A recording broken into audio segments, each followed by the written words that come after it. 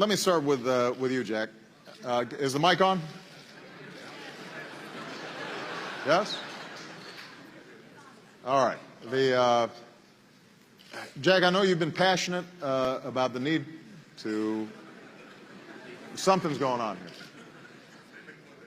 Huh? Is it working? Okay. I know you've been passionate about the need to fight climate change. I want to get a sense from you of why you think it's so important. I also want to get a sense of why you think it's so important that business has a role in this process. And I know that in addition to the work that you've been doing with nonprofits, recently you've also been in conversations with Bill Gates about the potential of really turbocharging investment in research and development around clean energy, and we may be able to make some announcements about sort of this mission innovation in Paris. Give me a sense of how it looks to you from the vantage point of one of the most successful and largest e-commerce organizations in history. Thank you, President. Well, it's not the passion, it's the concern and worry. When I was 12 years old, I went to swim in a lake, and I was almost dying in that lake because the water was too deep, much deeper than I thought. But 5 years ago, I went that lake again. The total lake was dry. A lot of people have a disease. And the second concern of the young colleagues died of cancer. 20 years ago, very few people have heard about the cancer, the word, but now most of the families, my friends, they have people have cancers. So if we've been working so hard, if we work so hard and put all the money in the hospital, buy medicine, it will be a disaster. Why we should working? So if without a healthy environment of this earth, no matter how much money you make, no matter how wonderful you are, you have a bad disaster. So it's the concern we have. So we started 6 years ago, put 0.3% of the money of the total Alibaba revenue on encouraging, enable all the young people to find creative ways to solve the problem. And I think the money is always not enough, but the money we use try to wake up people's consciousness. Should know that the climate change is a problem. They should agree that the water is a problem, the food is a problem. So that is what we think. And after we're doing that, we think, because what Alibaba believes is, where is the opportunity? The opportunity always lies the place where people worry. If you solve the worry problem, that's the greatest opportunity you have. So after 5 years, we found this is a huge chance. So as you said 2 weeks ago, Bill Gates called me about inviting me join the force together, investing in the clean technology. I think it's a fantastic idea, and I think me and the company believe this is something that we can do the contribution. As I say, we are not a big company. Compared to 15 years ago, we are big. But compared to 15 years later, we are small. But if we do not care about this earth, we do not care about the water, food, the environment, I think nobody can survive, whether you're big or small. So this is the concern. This is the worry I have. Excellent. Now you mentioned the need for continuous innovation in this area, and that's why we have Aisha here. And Jack remembers when he was starting a company. Aisha's sort of at that early stage, but as an engineer by training, you had an idea that could both do well and do good. So tell us a little bit about what your idea was. Tell us about SALT, and what lessons have you learned as a young entrepreneur in terms of making an impact? Okay, so first of all, let me take this opportunity to express my deepest appreciation for allowing me to sit with you, Mr. President, Mr. Ma, to share our advocacy and mission with SALT, and of course tackle on a more serious matter like climate change. It's really, truly an honor. So my brother and I founded SALT, so it's Sustainable Alternative Lighting. And our main advocacy is we wanted to address the light inequality gap, first in the Philippines, by focusing on the people at the bottom of the pyramid, because it comprises of about 15 to 20% of the country's population. Now, most of these families live on island, island communities, and they are not connected to power grids. So they mainly use kerosene and fuel-based lamps as the main source of lighting. And we know the danger that kerosene lamps poses. It can cause fire accidents, it emits black carbon. So that's the main reason why what we want is we wanted to provide these people a lighting option that is more cost-effective, more safe, more sustainable and environmentally friendly by a way of a lantern that uses saline solution or ocean water as a means to, a catalyst to generate electricity. In turn, it will be able to power up LED and, of course, power up a USB port where you can also charge low-power mobile devices like your phones. Very essential during emergencies, especially disaster scenarios. So that's how we're trying to, of course, contribute in terms of the climate change. We are starting with the lamp, and what we see, the huge impact that we'll be able to contribute is when we try or when we dive into developing like a large scale for the technology that we have. Just imagine if you'll be able to power up a whole island using the ocean water. So our planet is composed of 70% salt water. So that's what we're trying to aim for. Yes. That's great. So the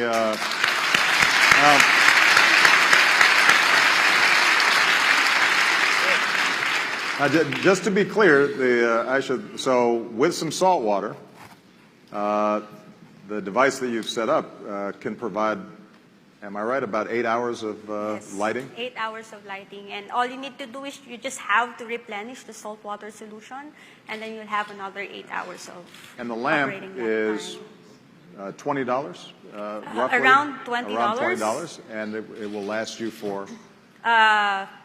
There's a consumable inside that you have to change every now and then. So the main explanation, the main science behind the lamp is it's a chemical reaction. Right. You're trying to convert chemical reaction into energy. Right. So there's something inside that you have to change, but you only have to change that like 6 months if you're using the lamp 8 hours a day every day, and that only costs the consumable part around $3, $2, $3.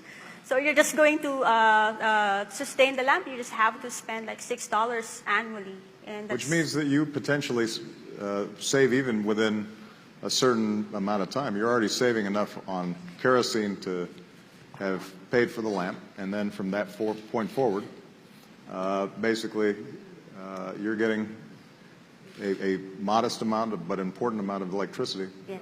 that you can use for a wide variety of purposes. yes. So I think Aisha is a perfect example of what we're seeing in a lot of countries, young entrepreneurs coming up with leapfrog technologies. In the same way that in large portions of Asia and Africa, you know, the old landline phones never got set up. People just went straight to mobile. And obviously, they're buying stuff through Alibaba on there all the time. But the point is that they did not have to make some of the massive infrastructure investments. This is part of the reason why the old idea of development and environmental sustainability, I think, is outdated. It does raise the issue, though, of how we can do more to support young entrepreneurs like Aisha. And Jack, you have the benefit of having been on both sides of the equation. Early entrepreneur, scratching and clawing to get things done, and then now obviously a very successful businessman. How can both government and larger companies be assisting in creating the kind of climate for innovation that encourages young entrepreneurs like Aisha? Yeah, government is simple. Just reduce the tax or no tax for these guys. There you go. Well, You got a lot of cheers from your fellow CEOs. yeah, but I think I feel so excited by hearing the story. Like startup for entrepreneurs like a baby. And I have 5 babies so far, experienced father. Do you love them all equally, or is there? Yeah. Do you have some favorites? You shouldn't say that. I do. You know, Alibaba, Alipay, Taobao. You know, these are the kids that I have. But one thing, my advice, we just had a discussion at the back office that nobody can help you. We can only help ourselves. Investors, government, and partners, they are uncles and aunties. You are the father. You are the mother of the kid. Don't give up the kid. Because when we start up talking about our kid, our passion, it all sounds crazy. But you are the guy, take care of the kids. But what we do is that we are a platform. Our job is to enable. On the 11/11 day, we sold $14.5 billion, and this year we got like $500 billion sales total on our platform. We do not sell anything. We empower others people to sell. So our platform is to empower the small business to realize their dreams. Company like that, we have a company that is, they have an APP helping trucks because the truck logistic, they normally deliver things from this city to that city full of packs. But when we come back, all empty. So the applications try to making sure all the truck drivers can find the resources. So our technology and platform try to empower this company. And last year alone, they saved $1.5 billion fuel because of the thing.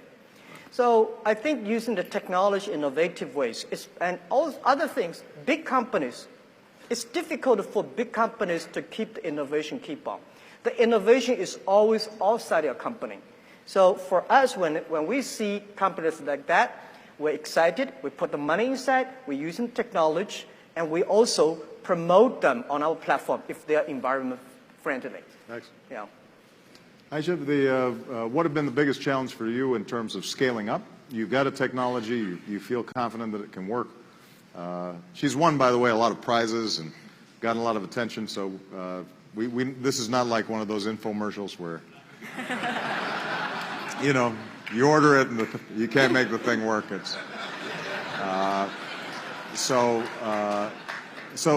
But what have been the biggest challenges, and how could both the public sector and the private sector be more helpful in terms of encouraging young entrepreneurs like you? Well, based on our experience, I guess what we need here is like a support system, because we have the passion. So if you don't mind me telling you the backstory of how we started, the main inspiration of coming up with the application, a lighting application, was when I did a personal immersion up in the mountains of Kalinga. So there I learned of a story that because of scarcity of public transportation, people had to travel down the mountain and walk 6 hours just to get kerosene for their lamps. And they do that every other day. So we have the passion. So what we need is like a support system, both from the private sector and the government, to mentor us, guide us how we can scale up the product or the project. And yes, we also need a lot of support in terms of funding. So that's where that's our main challenge right now. We're on a critical phase. We're trying to mass produce the lamp. So we're just looking for someone to fund us to get the project moving.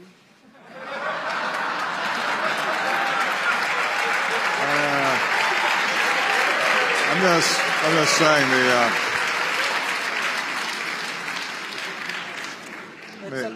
serving him as a matchmaker here a little bit. But a couple of things, and I know we're running out of time, but I just want to comment on. First of all, I do think that there's a role to play for government in providing tax incentives for the production of clean energy. What's been interesting, if you look at solar, for example, heavy subsidies on the front end, but because of the trend lines in reducing the costs per BTU coming out over the last several years, it's exceeded many of our expectations. and increasingly the subsidies become less and less necessary. So early phase, you may need some support. Over time, less support. A second area, Jack, where I do think that the government has an important role to play, and I think you wouldn't disagree with this, is on basic research and development. Most of your businesses, the people in this audience, you have an R&D budget, but oftentimes it's commercializing a technology that's relatively proven, tweaking it, where governments can do what it's hard for companies to do, is to that front-end basic research that doesn't have necessarily an immediate payoff, but will then serve as the laboratories for young people like Aisha to discover, based on that basic research, I've got a new idea and I can do something else. And that's, in fact, how the Internet came about, in part, was a combination of incredible innovation, but also some basic government funding that had come in on the front end. But the thing that I maybe want to ask you, Jack, sort of in closing, is whether you think that other businesses that you're interacting with and dealing with, particularly in the APAC countries, feel this same urgency that you do, or do you think that you're still an early evangelist for this and you have to persuade others a little bit more? And the reason I say that is because I think China's an interesting example. Like the earlier patterns of England or the United States, when a country is growing rapidly, it doesn't pay a lot of attention to the environment. As it enters into sort of middle income status, suddenly people start looking at cancer rates, they start looking at the air, the water, and you become more conscious and that that's a good, a value that we have to price and care about. And I'm wondering whether you think your fellow business leaders are seeing that same kind of transition and opportunity in this region. Yeah, I think I take China, for example. I think today, because of the air in Beijing, the smogging, it caused attention and government and all the business changed a lot in the past 4 years. I just came back from Beijing 4 weeks ago. My throat was painful. And I think we organized called a Paradise Foundation. I invited 45 business leaders in China. All joined, all put the money inside. And we think that there are a lot of things business should do.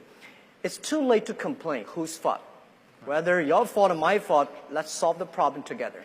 It's the combined work of government, private sectors, scientists, and sociologists and philanthropists. We have to work in together. So I think the thing is that how we can work in a way more efficiently. I believe always you should have a philanthropic heart inside, but business away, because you have to get the things down. That is why scientists tell us how to do properly. Business should tell us how to get things done efficiently, and government should have the good environment and foundations of researching. And also we need a lot of media's guide to tell people how we do it. But I think this area, Asia Pacific, especially China, we are taking good actions, but we need to do in a way that is really workable. I bought a big piece of land in Brandon, Adirondack in the States, the forest. The reason I bought it is not for buying the forest. The reason I bought it is by the experience of how America solved the problem in the last century, 30s. How they solved the problem there. It will bring the technology, bring the know-how back to China, back to this part of the world. I think it's the opportunity. And it's too late to worry. We have to make action, join together. This is what we believe. Excellent, excellent. And Aisha, the closing comments. I mean, obviously, you're about to scale up, and we're confident that you'll be successful. But one of the most important things that you've said, in my mind at least, is that this starts from the bottom up. That whether it's in the Philippines or in Tanzania or anywhere in the world, that people who are trying to improve their lives, that they can't be asked to just stay poor in order to solve this problem. They need electricity, they want transportation, they want the same things that exist in developing nations. But what that means is that if we're working at that grassroots level, seeing what folks need and figuring out in an efficient way how to deliver improved quality of life while being environmentally sustainable, that's an enormous opportunity. But it starts at looking at the aspirations and hopes of ordinary people. Is that a fair thing to say? Yes, it's mainly a collaborative effort. You should not just rely on the government. Of course, you should also do your part, both as a citizen of the nation to help your people. So like what we're doing, I'm focusing on what I'm good at, which is, of course, R&D, research and development. And we just entered, with the help of local incubation program here in the Philippines, we were able to partner with a local manufacturing company who's trying to help us assemble the lamp. And we're also in talks. We are getting so many support from organizations and foundations to distribute the lamps across the Philippines. So with all those, it's a collaborative effort. So you have to, of course, be open with regards to partnering and helping out people, especially in our case, people that don't have access to electricity. Electricity is a basic need, and light is a basic need, and we should be addressing that. And before I get to my closing remark, I would like to focus on climate change, coming from an academic background. So I just wanted to emphasize that climate change is real. So it's a fact. It's not a myth that scientists created in order to get funding or grants. So it's real. So it's happening now. Just to give you like a simple analogy of what stage we are in climate change right now, it's like climate change is like cancer. So at stage 1, your cell starts mutating, and then at stage 2, you start feeling the symptoms. If you're self-aware, you go to the doctor and get treatment. If you're not aware, of course, you take it for granted, and then you go on to stage 3, you start feeling the severe effects of the symptoms until finally stage 4, you're noticing that your health starts declining. You get the best oncologists, pay the best hospital, but it's not working because everything is too late. Right. So climate change is like that. So right now, I believe so, we're on stage 2. So we're stage 2. So I'm just saying, people. It's You don't want to get to stage 4. yes, and we don't want to get. And we all have a huge investment in making sure that our children, our grandchildren, our great-grandchildren are able to enjoy prosperity, and that's dependent ultimately on a planet that accommodates us. I will say that the lamp you talked about, in addition to providing light, you can also charge a cell phone, right? Yes. And if people have these lamps, they're more likely to charge their cell phone, which means they're more likely to use e-commerce, Yes. and more likely to purchase things through We'll Alibaba. sell it online. So I think that there's a synergy here. Everybody please give Jack and Aisha a big round of applause.